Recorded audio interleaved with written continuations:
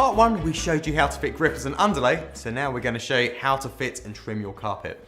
Our carpet is woven backed, but most of what we're going to show you is also relevant to fitting a felt back carpet as well.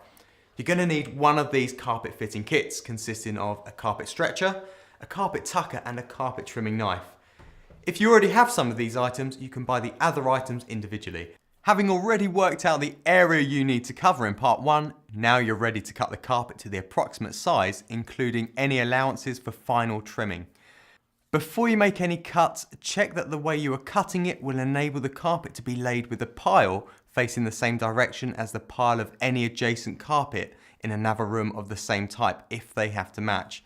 Otherwise the carpets may look completely different.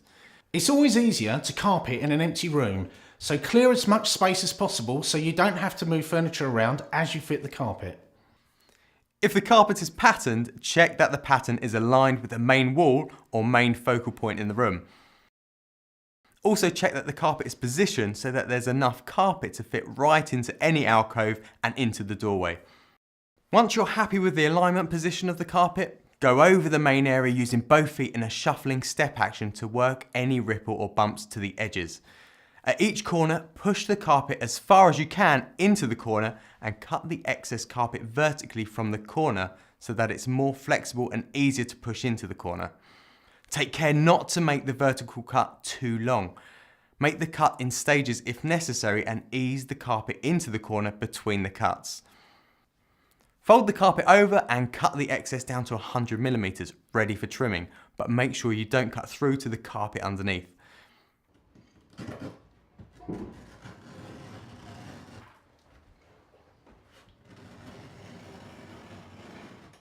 Now stretch the carpet, hooking it into the gripper and trimming it, and remember to wear gloves.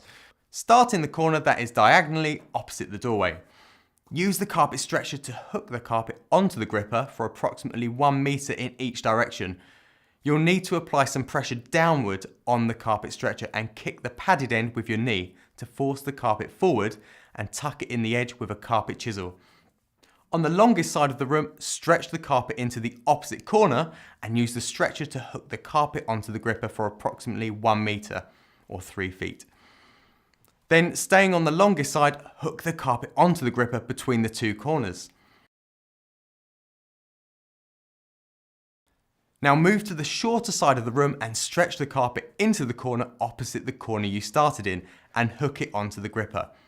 Once the carpet is hooked, work along the remainder of the shorter side and hook the carpet onto the gripper. Then stretch the carpet into the corner that is diagonally opposite the corner that you started in and hook it onto the gripper along one wall only for approximately 1 meter. You can now hook the carpet to the gripper along the remaining longest side and then the remaining short side. At this stage, the carpet should be fully hooked on and free from ripples. If there are any ripples, unhook the carpet and re-stretch it, then re-hook it back onto the gripper.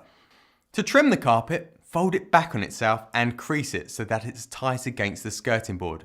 And use a utility knife with a sharp blade to cut the carpet backing along the folded edge, a distance of approximately 8mm from the face of the skirting. Again, take care not to push so hard that you cut the carpet underneath the fold. Once you've trimmed the carpet, use a carpet tucker to push the cut edge into the gap between the skirting board and the gripper. Repeat the process until all of the trimming and tucking except the doorway is complete. In the doorway, trim the carpet around the architrave and door frame so that the carpet is slightly overlapping the threshold bar. Then cut the carpet so that it ends just before the middle of the threshold bar on the room side of the bar, using a cutting board under the carpet so that you don't damage the threshold bar as you cut. Make sure you get the right kind of threshold bar that works with the floor surface of the adjoining room. Once it's cut, use the carpet tucker or a flat blade scraper and hammer to tuck the cut edge into the threshold bar.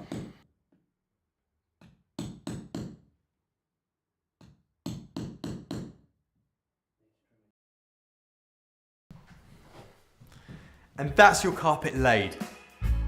For more ideas and know-how, visit DIY.com.